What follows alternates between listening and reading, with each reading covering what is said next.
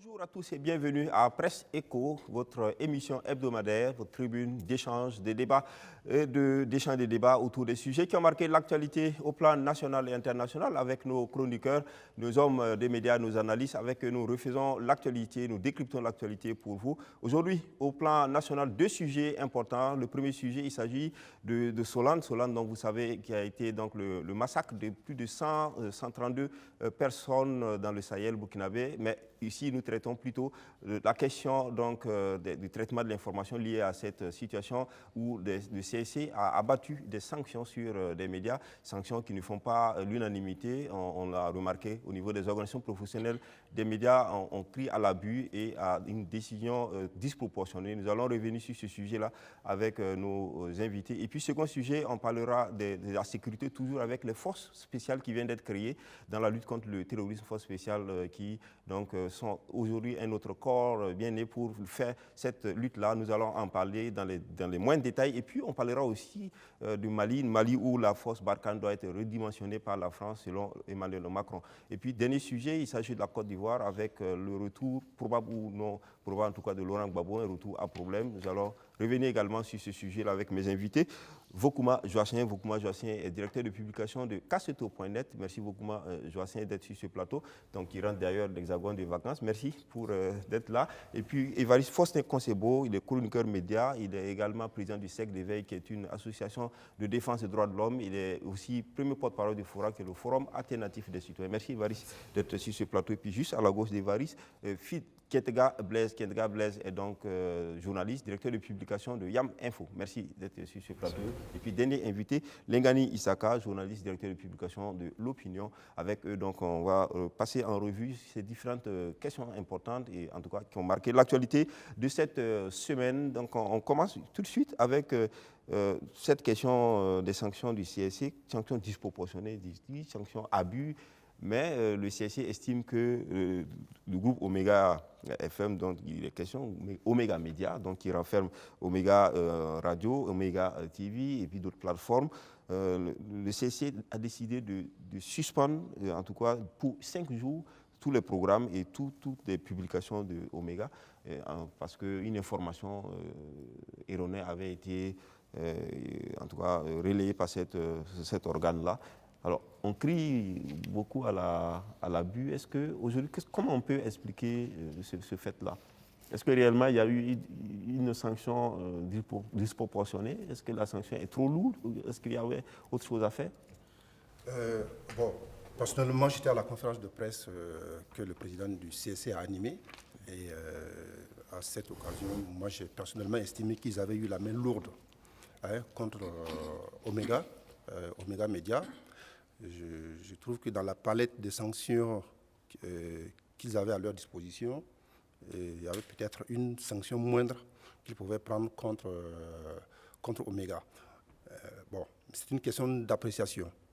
Quant à la faute qui est à l'origine de cette sanction-là, je pense que Omega lui-même a reconnu cela, puisque son rédacteur en chef a été démis de ses fonctions avec effet immédiat, qu'ils ont présenté des excuses aux téléspectateurs, aux auditeurs et puis à tous ceux qui les suivent sur les différentes plateformes. Donc, sur le fait qu'il y ait eu une faute professionnelle, qu'il n'y ait pas eu une vérification suffisante de l'information, ça ne fait pas l'objet d'un débat, puisqu'en interne, ça a été reconnu. Donc, voilà. Maintenant, c'est l'appréciation de la sanction, la gravité de la sanction. Parce que, bon, personnellement, j'ai estimé que pour un média commercial, suspendre ses programmations pendant 5 jours, dans le contexte économique général qui est le nôtre, en particulier le contexte économique des médias, c'était quand même assez lourd comme sanction, parce que ça entraînait un manque à gagner énorme pour le groupe Omega et pour aussi la consolidation économique de l'entreprise et la préservation de l'emploi. En réponse, tout le monde a suivi un peu les explications du président du Conseil supérieur de la communication.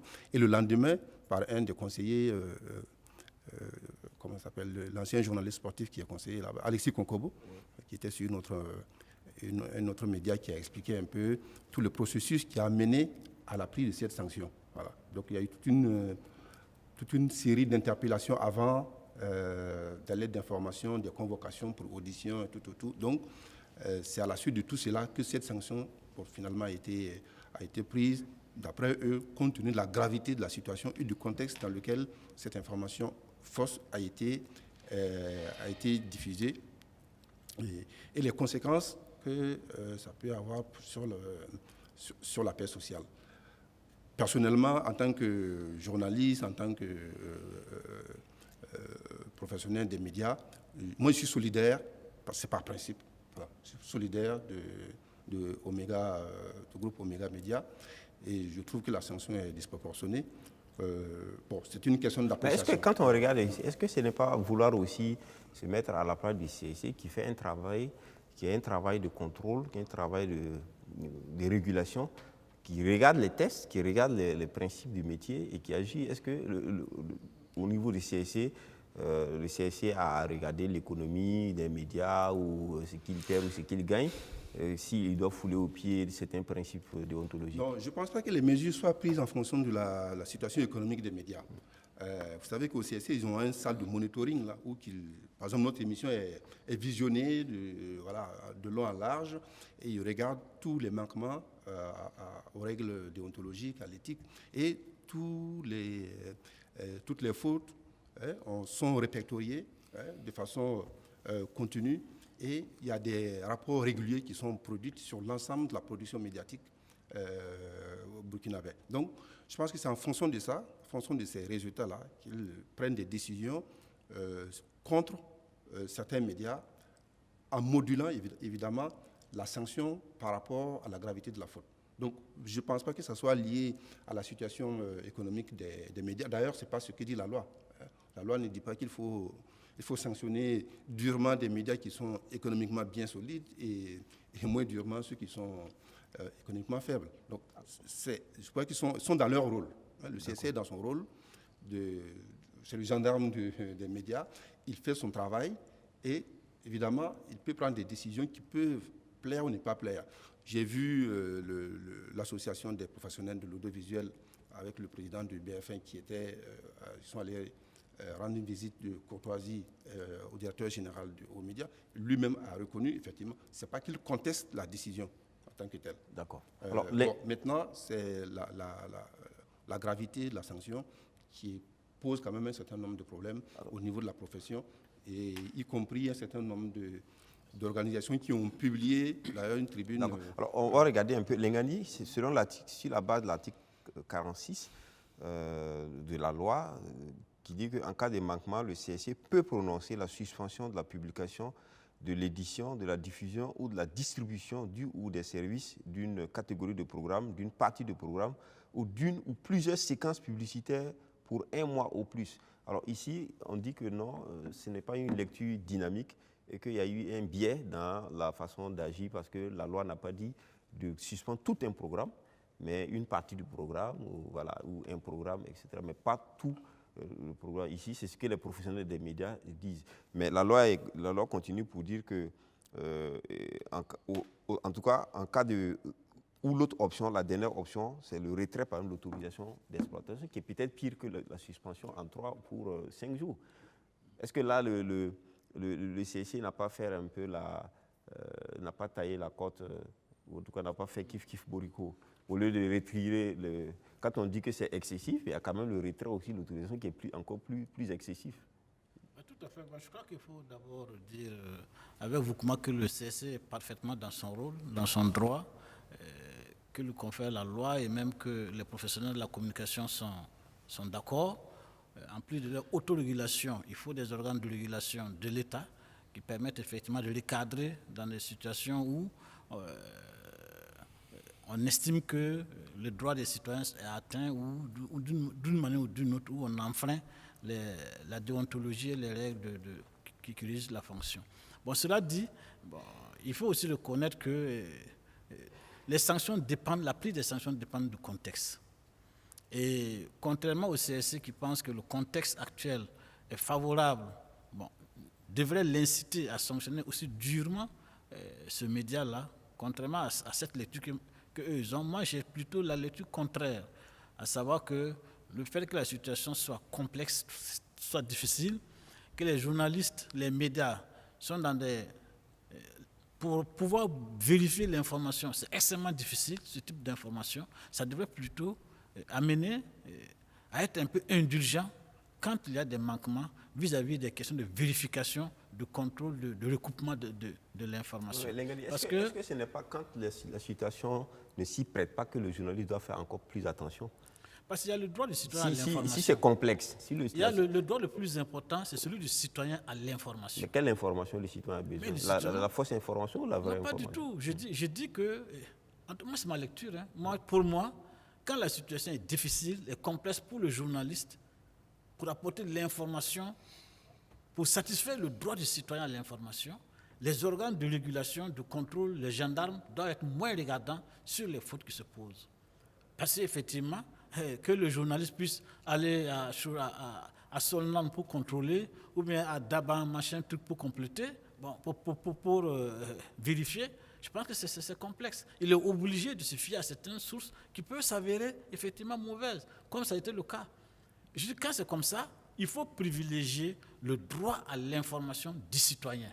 Ça, c'est un droit prescrit par la Constitution qui est inviolable. En même temps, maintenant, je suis d'accord. Oui, mais en même temps, est-ce qu'on regarde aussi le fait que le contexte n'est pas favorable pour que le journaliste traite l'information de façon diligente, comme il le veut, pour satisfaire aux droits du citoyen? Mais en même temps, est-ce qu'on regarde aussi le fait que le même contexte fait que la responsabilité sociale est aussi plus grande? Ça, c'est évident. Parce que là, en fait, pour régler la question de manière catégorique et définitive, c'est d'interdire les journaux, d'interdire la communication pendant les guerres. C'est tout. On ne peut pas le faire. Il faut bien que des gens se tuent à la tâche pour ça. Et je dis que je suis tout à fait d'accord. Le CSC est dans son rôle. Je dis, maintenant, c'est l'interprétation de son rôle aujourd'hui que moi je dis non. Il faut plutôt mettre l'accent sur comprendre en fait les difficultés que les journaux ont. Je ne dis pas qu'il faut laisser passer la faute. La faute est là, elle existe. Et ce qu'on dénonce le plus aujourd'hui, c'est en fait le fait de suspendre tout un organe, toute une série d'organes pendant 5 jours, dans cette période où le citoyen a besoin d'informations. Moi, je pense qu'il faut regarder, c'est vrai qu'on nuit, on fait du mal, on fait du tort aux médias, mais on fait du tort aussi aux citoyens qui n'ont plus d'informations, en tout cas à un certain niveau. Et je dis, bon, là, si le CSC est dans son rôle, en même temps aussi, il faut veiller à ce que les sanctions soient pédagogiques. Pédagogique, c'est quoi?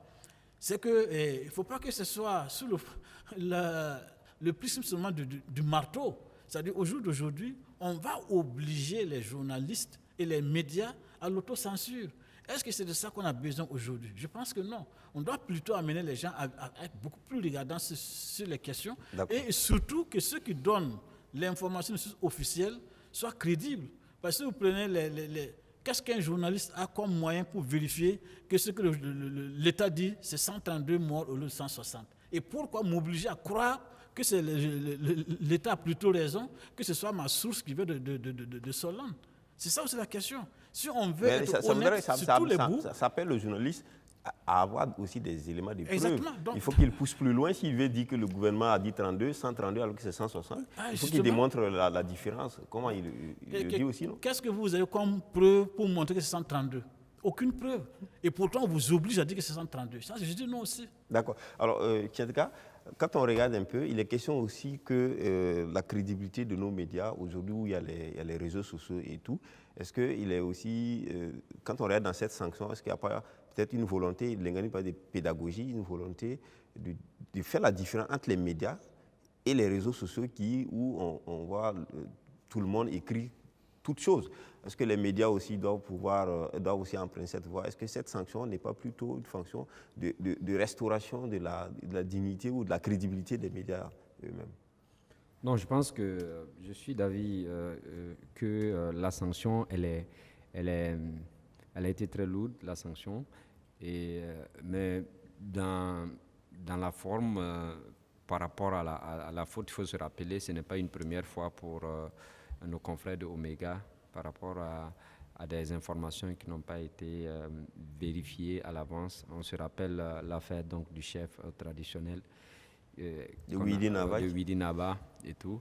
Et je pense que, comme vous l'avez dit, au niveau de la responsabilité sociale du journaliste, il faudrait beaucoup plus encore travailler sur ces questions de fond-là. Mais maintenant, il faut aussi aller au-delà, dire que dans une situation de guerre, la guerre, elle n'est pas seulement que militaire, elle n'est pas seulement que un truc, elle est aussi communicationnelle. Et je pense qu'à cet effet-là, les services les plus habilités pour donner des informations qui puissent servir donc, à lutter contre le terrorisme doivent en fait être beaucoup plus, j'allais dire, réactifs et aller aussi vers les médias pour leur donner des informations qui puissent servir à cette guerre-là. Parce que quoi qu'on dise, à quelque part aussi, le citoyen a besoin d'être informé, comme l'a dit M. Lengani, mais il faudrait aussi que les médias travaillent donc, dans ce sens-là. Et aujourd'hui, vous savez qu'il y a une guerre aussi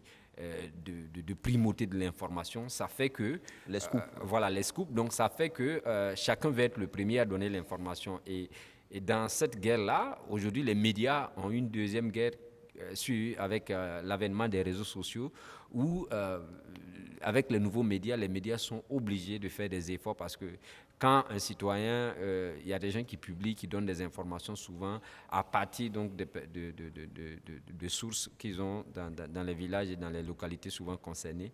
Donc ça fait que les médias ont véritablement un grand travail à faire. Mais maintenant, il faut aussi qu'au niveau du gouvernement, ce soit organisé. Je crois que dans le temps, même l'actuel directeur de Omega nous a donné une formation sur le traitement de l'information à caractère stratégique dans un contexte sécuritaire. Et à l'époque, nous avons eu la chance de faire une formation avec l'unité spéciale de la gendarmerie vers la caisse de la péréquation où on a compris le rôle difficile que jouent les FDS. Notamment, en situation de guerre, il y a des informations qu'il faut éviter de donner, notamment les moyens logistiques, en tout cas déployés par nos FDS, et également aussi des informations tendant à mettre les militaires dans des situations difficiles. Donner la position des FDS, j'ai vu qu'à la faveur de cet événement-là, des gens ont donné des informations, 12 km, des lieux minés, terrains minés, etc., sans forcément avoir des éléments de réponse. Et ces éléments de réponse, souvent, ces éléments d'information sont beaucoup plus dans une situation de guerre asymétrique. C'est des informations qui doivent venir souvent de sources, en tout cas, qui puissent permettre de mieux cadrer. Parce qu'à quelque part, oui, on veut donner, le citoyen a besoin de l'information, mais de quelle information le citoyen a besoin? Le citoyen a besoin d'une information qui puisse, dans une situation de guerre, à la fois lui le protéger, mais également le permettre d'avoir une vision large de la situation qui se passe dans le pays pour prendre en fait un certain nombre de décisions. Mais maintenant, en le faisant, je crois que c'est au niveau des sources gouvernementales, militaires, etc., il faut beaucoup plus travailler. Et je pense que avec cet événement-là, il faut que le gouvernement réfléchisse à une cellule. Je ne sais pas si au niveau du Nord, il y a une cellule de gestion des crises avec un volet communication, où quand il y a ce genre de situation, il faut peut-être... Alors, quand on regarde, les médias accusent le fait qu'il y a beaucoup de rétention de l'information. Le gouvernement s'est déployé 48 heures après sur le terrain. Le gouvernement n'a pas réagi très tôt pour donner des informations. Donc, il y a un espace de communication qu'il fallait combler et ça pousse peut-être certains médias à aller vite au scoop, à vouloir remplir cet espace-là. Mais c'est ça, il n'y a pas de réactivité. Quand une situation se passe comme ça, rapidement, même sur certains plateaux de télévision, on attend beaucoup plus des informations et les militaires, beaucoup sont formés donc, dans la communication en situation pareille. Il y a des informations qu'il faut donner, il y a des informations qu'il ne faut pas donner. Là, moi, je ne suis pas dans la logique de rétention d'informations, mais je me mets à la place aussi en tant que citoyen burkinabé. Je ne dis pas que je suis journaliste et tout, mais je me mets aussi dans la position où je suis un citoyen burkinabé et ces FDS-là, ils font le travail pour moi. Donc, à quelque part, de façon stratégique, il y a des informations qu'on ne donne pas. Et même ceux qui tentent souvent de nous donner des leçons de morale en matière de traitement de l'information au niveau national, on sait aujourd'hui, je vais vous dire quelque chose. Quand il y a eu l'attaque du 2 mars, j'ai suivi un média au niveau international à l'état-major qui a titré « Le Burkina Faso attaqué, Ouagadougou ciblé, Paris menacé ». Moi qui côtoie des grands frères qui sont dans la sécurité, j'ai dit, mais cette information, ce titre-là, selon vous, qu'est-ce que ça veut dire? Et le grand frère m'a expliqué après, il m'a dit non, écoute, ce genre d'information, c'est venu d'une source militaire. Voilà. Donc c'est pour dire qu'ailleurs, il y a cette collusion-là. Et on sait aujourd'hui avec l'information que ailleurs, les gens travaillent en collégialité dans ces situations pareilles pour qu'on puisse donner un minimum d'informations qui puisse permettre aux journalistes peut-être de l'intégrer dans le traitement de l'information. Et ça peut aider beaucoup plus dans la responsabilité du journaliste dans les situations comme... Évariste Concebo, on va aussi parler de cette sanction du rédacteur en chef, parce que c'est toujours la même question. Est-ce que les patrons des médias, pour certains qui sont patrons des médias, est-ce que c'est comme ça qu'on réagit automatiquement, mesure conservatoire, ou bien on jette en pâture le journaliste qui a donné une mauvaise information? Alors, Évariste Concebo. Non, mesure conservatoire, ça, je pense que, s'agissant donc du cas précis, c'est une décision en fait de la gérance qui a anticipé. Et ça, je pense que si la gérance prend une décision, les procédures internes doivent le permettre. Donc, de ce point de vue, quelle appréciation voulez-vous que l'on puisse dire? Malgré le fait que ce soit un média, c'est quand même une organisation qui fonctionne avec des règles. Et forcément, s'il y a une faute, il y a des procédures aussi qui permettent donc de sanctionner. Et ça, il faut peut-être dire, c'est peut-être une manière d'avouer peut-être, je ne sais pas, d'appliquer déjà avant. Bon, maintenant, on peut tous les débats autour tout ce qui est théorie sur les communications dans des situations de crise et tout. On sait bien que l'information est stratégique et on peut l'utiliser dans tous les sens. Et si on se replace dans le contexte objet donc de nos débats actuels, qui est que quelques heures après donc un massacre effroyable, bon, il y a des informations qui fusaient, hein, genre un car qui a été attaqué, genre une autre localité, d'autres informations tendant à faire croire que les auteurs du massacre de Solan seraient revenus encore pour terminer. Bon, ça enflait quoi. Mais là, quel est le média qui pouvait se téléporter sur Solan pour aller vérifier tous ces faits? Il n'y a que l'armée peut-être qui pouvait le faire. Donc, en pareille circonstance, ce que l'armée a d'ailleurs communiqué, mais pour démentir, ce qui a beaucoup soulagé, ça il faut reconnaître, ça a beaucoup soulagé, mais c'est quand même un peu assez... parce qu'il y avait quand même comme une atmosphère d'apocalypse now.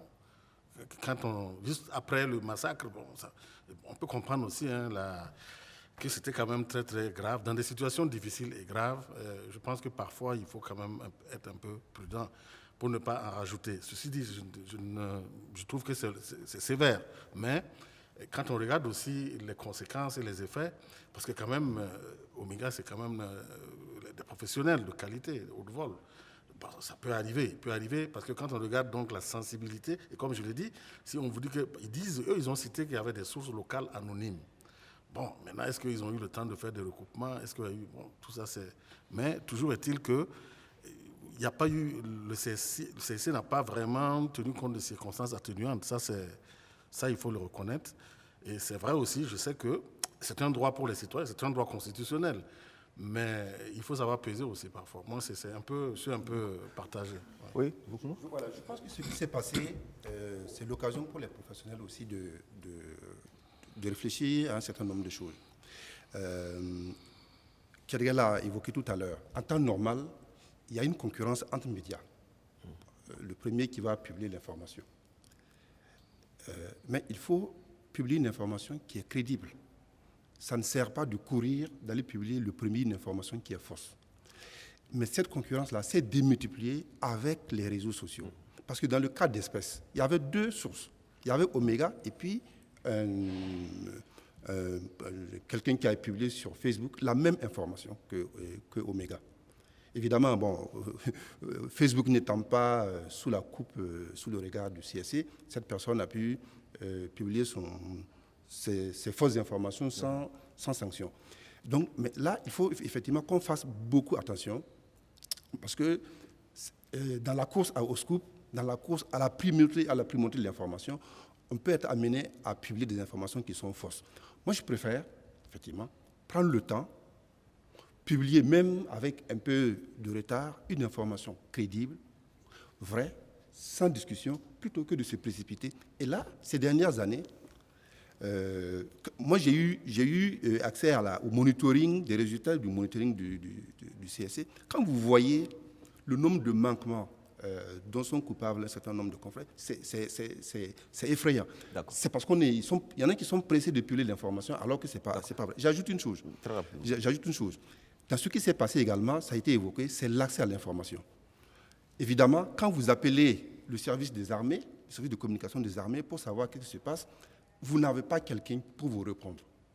Ou quand vous avez quelqu'un, il faut qu'il y ait l'autorisation de je ne sais pas quoi. Et à un moment donné, qu'est-ce que tu fais? Ou tu publies ce que tu as comme information en citant tes sources. Ça peut arriver que c'est aussi, sur le plan professionnel, quand on a une information qu'on essaie de vérifier auprès de qui de droit, qui ne donne pas ou qui ne répond pas, on le signale aussi dans son article. On dit qu'on a saisi telle instance qui n'a pas réagi, qui montre déjà au lecteur que l'information n'a pas été vérifiée officiellement. Tout à fait. Mais puis on prend aussi des précautions. On peut utiliser le conditionnel, ça nous couvre. Quand on utilise le conditionnel, ça nous couvre quand on n'a pas la certitude que l'information est vraie. Et puis, cette affaire-là aussi, parce que moi je l'ai évoqué, ça pose aussi le problème de l'équité dans le traitement des médias nationaux et des médias étrangers. Il a évoqué l'histoire du 2 mars, l'attaque contre l'état-major. France 24... Oui, mais ici, le CSC a dit qu'il allait auditionner aussi certains médias je pense que, internationaux qui sont présents. Tout à fait. Et moi, j'attends avec impatience qu'ils soient auditionnés et qu'on voit la sanction qui va être prise contre ces médias-là. Parce qu'ils sont habitués à ce genre de fausses informations qui ne sont pas vraies, en toute impunité. En toute impunité. D'accord. Lors de l'attaque de l'état-major, ils ont annoncé 28 victimes. 28 victimes. Quand même le ministre de l'Intérieur à l'époque, Clément Sawadogo, et le ministre de la Communication ont annoncé qu'il y avait 8 victimes, ils ont maintenu leurs chiffres. D'où viennent leurs chiffres? À l'époque, à la décharge de cette équipe-là, elle n'était pas encore aux affaires au CSC, mais c'est passé comme ça de façon... Alors, Vokouma, on va aussi parler du travail des journalistes, parce que là, il y a un journaliste, le rédacteur en chef a été suspendu, de ses fonctions, etc., très rapidement. Est-ce qu'il revient, par exemple, à un média, c'est une entreprise, d'accord, qui offre de l'emploi, mais ici, nous sommes dans une entreprise qui est un média, un journal, qui publie, par exemple, des informations, et dès que les informations sont fausses, on limoge automatiquement le rédacteur en chef. Est-ce que là également, il n'y a pas un abus quelque part de l'organe? Non, mais il faut que les téléspectateurs qui nous regardent, qui ne sont pas des professionnels des médias, sachent ce que c'est qu'un rédacteur en chef. Le rédacteur en chef, c'est lui qui est responsable du contenu de ce qui est rendu public. C'est lui le responsable. Si c'est vrai, c'est lui. Si c'est faux, c'est lui. C'est lui le responsable, le rédacteur en chef. Donc là, si une information est fausse, c'est lui qui est responsable de cette publicité qui est fausse. Et évidemment, c'est comme une sorte de fusible. Hein? Donc, quand il y a sanction... Mais on peut peut-être nuancer un peu. Le responsable d'une publication, c'est bien le directeur de publication. Oui, devant la loi, effectivement, quand il y a un procès, c'est le directeur de publication qui répond. C'est comme ça. Mais sur le contenu, la diffusion des informations, c'est le rédacteur en chef qui coordonne. C'est lui qui doit vérifier tout ce qui est publiable, tout ce qui est publié dans le média. Donc, il est en première ligne. C'est le bras opérationnel, en quelque sorte, si je dois utiliser un langage militaire, le bras opérationnel du média. Donc, tout ce qui est publié, il est censé les avoir lus et validés. Donc, s'il y a une faute, effectivement, c'est de sa faute. Mais il faut que les gens sachent aussi que ce qui est dans les médias, c'est un travail collectif. C'est un travail collectif. C'est une équipe qui travaille. Et à la fin, effectivement, le résultat est collectif, même si chacun a son nom au bas ou d'un élément, d'un article, mais il y a quelqu'un qui est au-dessus de tout ça, qui contrôle et qui est le rédacteur en chef. Ok. Évariste veut dire quelque chose, puis on revient à Lengani. Par rapport à la faute, ça c'est quasiment sûr, parce que c'est une faute professionnelle. Parce que comme tu dis, là on rentre dans les matières de responsabilité. Quand il y a un problème, et le responsable c'est lui. Donc professionnellement, on peut assimiler ça à une faute professionnelle. Maintenant, en fait, toujours sur le registre des sanctions, moi je vois que là c'est une des parties prenantes en fait de la gestion donc, de ces crises-là. qui s'est assumé à travers donc déjà l'organe même Omega qui a sanctionné donc le rédacteur en chef. Il y a eu le CC qui s'est aussi réuni. Mais il ne faudra pas qu'on s'arrête là parce que quand même, avec tous ces massacres-là, je pense qu'au niveau même politique et militaire aussi, des conséquences aussi doivent suivre. D'accord. Alors, Elengani? Moi, c'est justement dans ce sens-là que je voulais aller pour dire qu'il faut féliciter quelque part le CSC pour avoir fait son travail, même si c'est critiquable. Donc le CSC a félicité. Omega a félicité pour avoir pris la mesure de la faute et relevé son rédacteur en chef, même si j'estime que là où on a été trop vite en besoin. Et ça me laisse subordonner une connexion, parce qu'on sait qui est le responsable de Omega. Est-ce qu'il n'y a pas eu des bruits de vent qui ont circulé quelque part et pour essayer de couper l'herbe sous les pieds des gens? On a décidé de sacrifier ce journaliste. C'est clair, on comprend pas très bien. Ceux qui comprennent comprendront. Et ensuite, bon, mais comme l'a dit Évariste, mais ce n'est pas le rédacteur en chef d'Omega qui a fait 132 morts à Solane. Mais est-ce qu'on ne mélange pas les choses? S'il vous plaît, Est-ce qu'on mélange pas les choses? S'il vous plaît, s'il vous Ici, plaît, on parle de la sanction du CSC qui est liée à la diffusion d'informations. Donc la question de la responsabilité militaire ou politique, le CSC ne juge pas de cela, ça ne dépend pas des médias. Est-ce qu'on est bien là où... Mais c'est évident, c'est ce que j'ai dit. C'est ce que j'ai dit. Parce que si c'était le responsable du CSC qui était responsable des tueries, mais la manière dont il a tapé sur Omega, il a tapé sur les autres. Et c'est pourquoi j'ai félicité le CSC qui, dans cette affaire, a joué son rôle. Et les autres.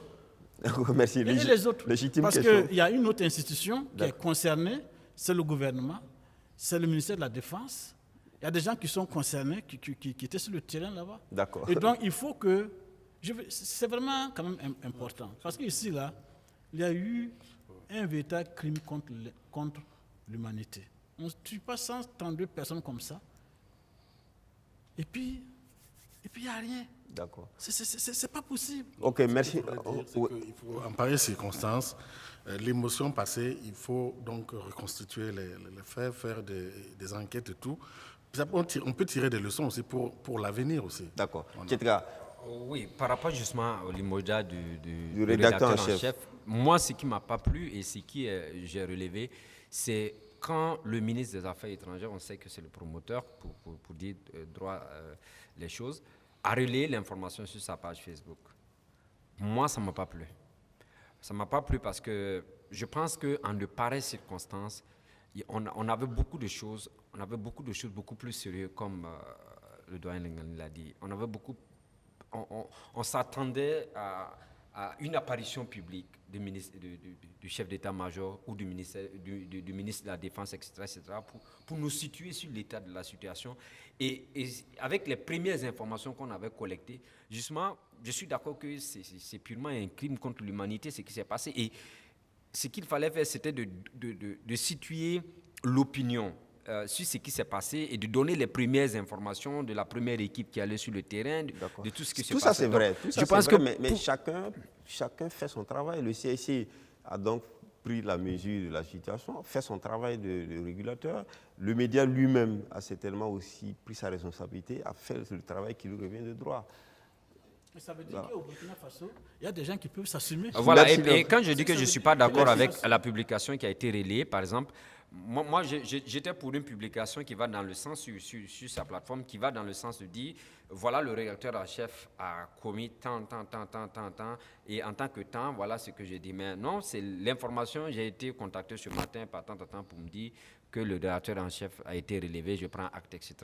Je pense que ce pourquoi le rédacteur en chef a été relevé est quelque chose de suffisamment grave qu'on puisse le relayer avec ce petit commentaire-là. Et je pense que ça interpelle une fois de plus aussi sur souvent certaines légèretés qu'on a dans le traitement de certaines situations en tout cas spécifiques. D'accord. Mais toujours, s'il vous plaît, moi je Une seconde, je vous assure, hein, c'est l'information, c'est pas autre chose. Je pense que le sujet est quand même important. Si on en arrive jusqu'à suspendre un média pour 5 ans, pardon, 5 jours, pour 5 jours, au moins l'autorité devrait pouvoir sortir pour nous dire la vraie information. Voilà ce qui s'est passé à Solal. Maintenant, peut-être qu'il revient donc aux médias de pousser l'autorité à venir communiquer sur ce qui lui revient du droit de faire.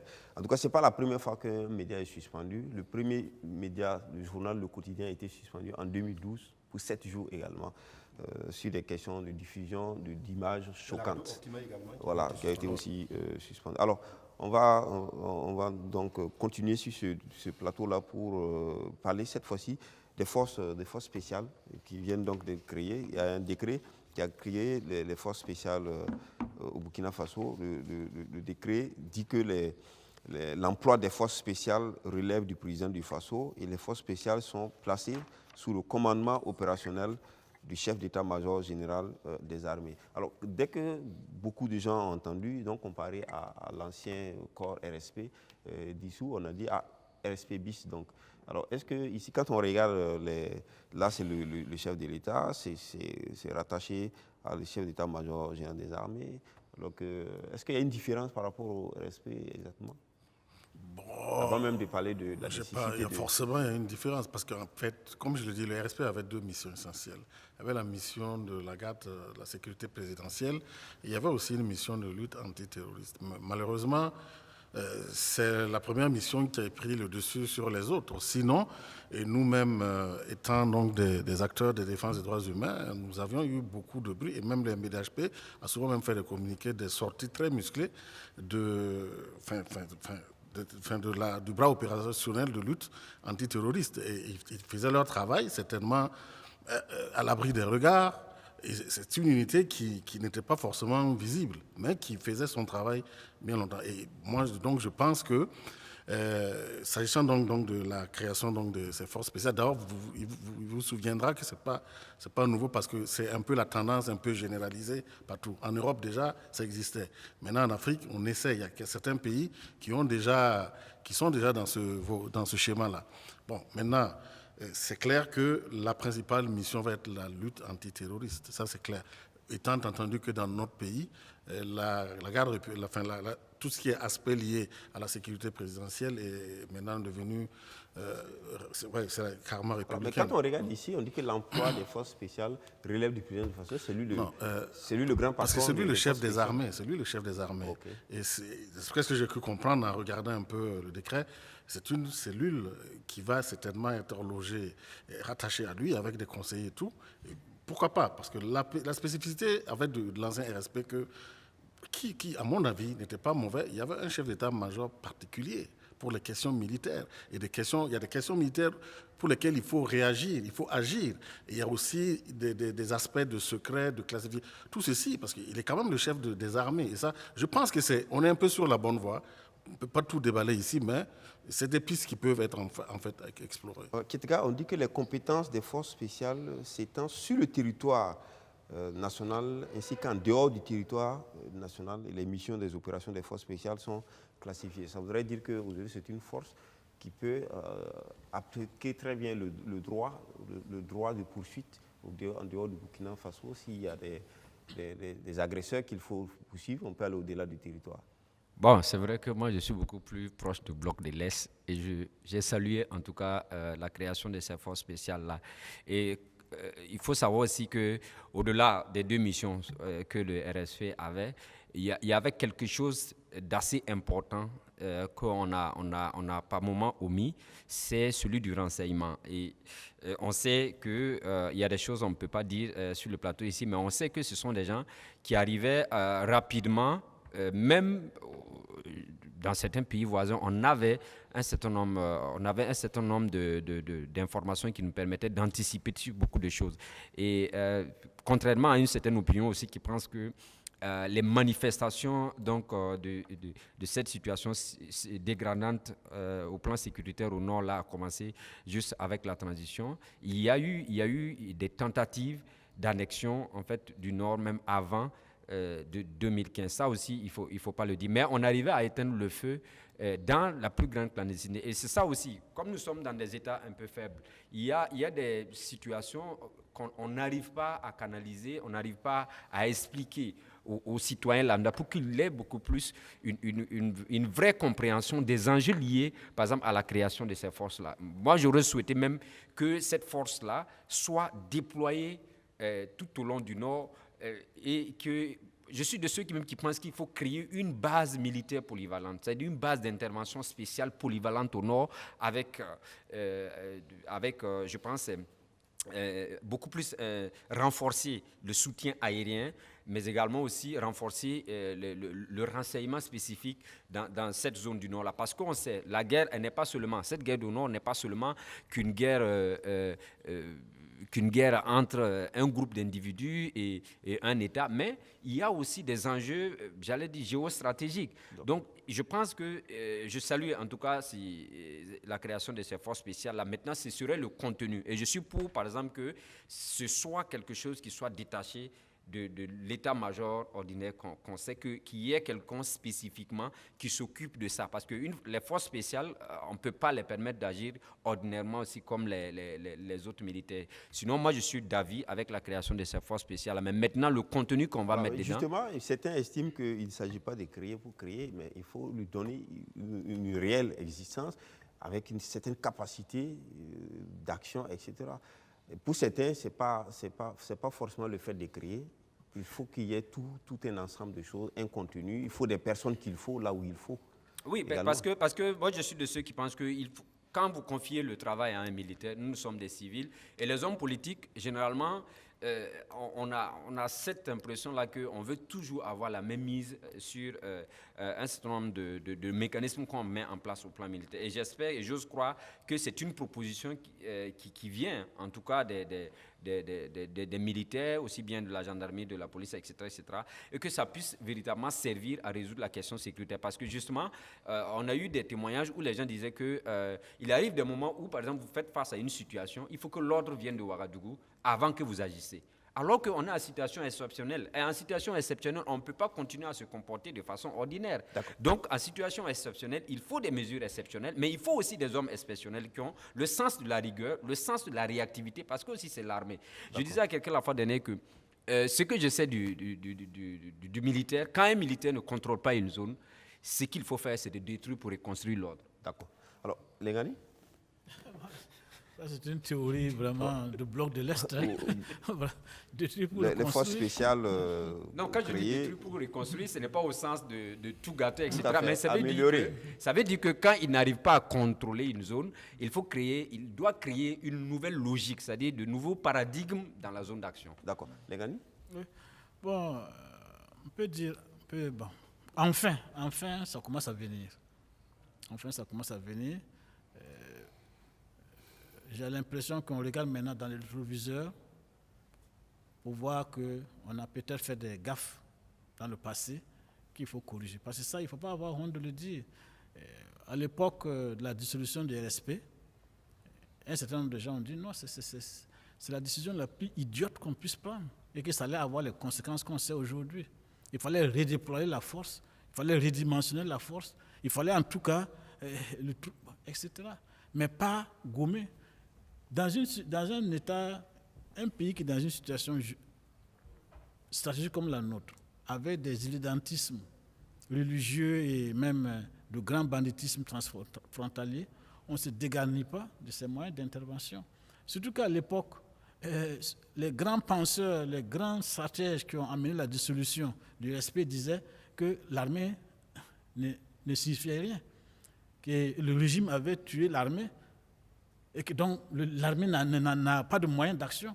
La seule unité qui a les moyens d'action, vous la dissolvez. Automatiquement, c'est un courant d'air que ça crée. Et je suis donc content qu'on puisse revenir sur ça, qu'on prenne maintenant la mesure des choses. Parce qu'on ne peut pas agir dans une guerre asymétrique sans force spéciale. Ce n'est pas possible. Même les Américains, quand ils vont en Afghanistan, etc., ce n'est pas n'importe quel champion qu'on envoie là-bas. C'est les meilleurs des hommes qu'on envoie là-bas parce que le risque est permanent. Il ne faut pas envoyer des hommes pour les faire tuer Il faut les amener pour qu'ils amènent la victoire. Et les forces spéciales, dans le contexte d'aujourd'hui, je suis d'accord avec vous qu'il faut se demander quel contenu on donne. Au-delà du papier, qui va créer ces forces spéciales? Comment? Dans les conditions d'aujourd'hui, dans les conditions avec les responsables d'aujourd'hui, avec ceux-là qui font ce qui se fait là aujourd'hui, c'est eux qui vont mettre en place ces forces spéciales. Moi, j'attends de voir. Et il faut encourager effectivement l'idée. Il faut pousser à la roue pour qu'effectivement ça prenne corps. Il faut aussi avoir le courage de ne pas se reposer sur ce qui s'est passé par le passé, parce qu'il est vrai que le SP, quoi qu'on dise, a joué un rôle, comme l'a dit quelqu'un, les gars n'étaient pas ici à Ouagadougou, ici sont pour protéger Blaise Compaoré. C'est pas vrai ceux qui disent ça, mais c'est non seulement où ils ne connaissent pas la situation, où ils sont très, je dirais, ils ne sont pas honnêtes avec les citoyens burkinabés. On sait que ces militaires-là agissaient au quotidien au nord et prévenaient ce qui arrivait par la suite quand ils ont été démantelés. Et donc, c'est vrai qu'il faut tirer leçon du passé, mais il ne faut pas aussi qu'on se gargarise de ce qui s'est passé par le passé pour ne pas, en fait, voir les défis futurs. Beaucoup. Alors que cette force spéciale, est-ce qu'on peut aussi faire un lien avec le comportement un peu, on va dire, certaines décisions de la France, peut-être de se retirer du Mali, de prendre des mesures par rapport à son déploiement militaire, etc. Est-ce que le Burkina anticipe déjà au cas où la force Barkhane, qui nous a beaucoup appuyé dans certaines opérations ici, ou certaines interventions lors d'attaques, par exemple, reviendrait à plier bagages ou à réduire ces opérations, par exemple? C'est possible qu'ils aient été anticipés, mais quand on regarde le décret de création des forces spéciales, ça date du 2 juin. C'est bien avant que Macron annonce le retrait, la fin de l'opération Barkhane dans le Sahel et un nouvel redimensionnement. Si c'est des informations que les autorités burkinabées avaient avant et qu'ils ont anticipées, en réalité, les forces spéciales existaient. C'est un réaménagement. C'est un réaménagement compte tenu des nouvelles missions qui leur sont confiées. Quand vous regardez, ça a été évoqué, la capacité de poursuivre les opérations au plan national, au-delà des frontières. Je pense que ça, c'est nouveau. Voilà, c'est tous ces éléments-là. Bon, enfin, il y a même le statut de l'élément des forces spéciales. Bon, c'est un peu gênant de parler de tout ça sur un plateau de télévision. Voilà. Mais c'est compte tenu du contexte actuel, compte tenu de nouvelles missions, compte tenu des leçons qui sont tirées de l'expérience sur le passé récent dans la lutte contre le terrorisme, le renseignement qu'il faut avoir dans les différentes zones. Donc, c'est tous ces éléments-là qui ont concouru à la création des forces spéciales. Ça a été dit, tous les pays ont des forces spéciales. Et évidemment, ils sont protégés. Quand on dit que tout ce qu'ils font faire, leur identité, c'est classifié, c'est pas pour rien. Vous voyez, on bataille depuis longtemps pour avoir des documents déclassifiés sur l'affaire Thomas Sankara. C'est tout un problème. Donc, ce sont des forces spéciales. Ils ont une mission bien précise de sauvegarde du territoire national. Merci beaucoup. Alors, Évariste Concebo, le lien, on en parlait. Il y a le Mali aussi à côté, en face, qui a des rapports désormais tumultueux avec la France, au plan surtout de la coopération militaire. Il y a des problèmes. Le président Macron a annoncé que il serait probable qu'on redimensionne, pour ne pas dire qu'on retire ou qu'on affaiblisse la participation de la force Barkhane au nord, par exemple, du Mali. Oui, c'est vrai qu'on a tous suivi un peu l'épilogue avec le coup d'État, en fait, le second coup d'État du colonel Goïta, et qui apparemment ne semblait pas être du même avis que la position française, puisque immédiatement après on a vu des sanctions au niveau donc de la France. Bon, ce qui a été annoncé, savoir le retrait donc de Barkhane, et pour revenir, en fait, effectivement, la France avait déjà tenu une position de réorganiser un peu la stratégie en articulant la lutte beaucoup plus sur des forces spéciales des différents pays. Et donc, ce qui le Burkina a certainement acté n'est pas du tout un conflit avec ce que la vision de la France.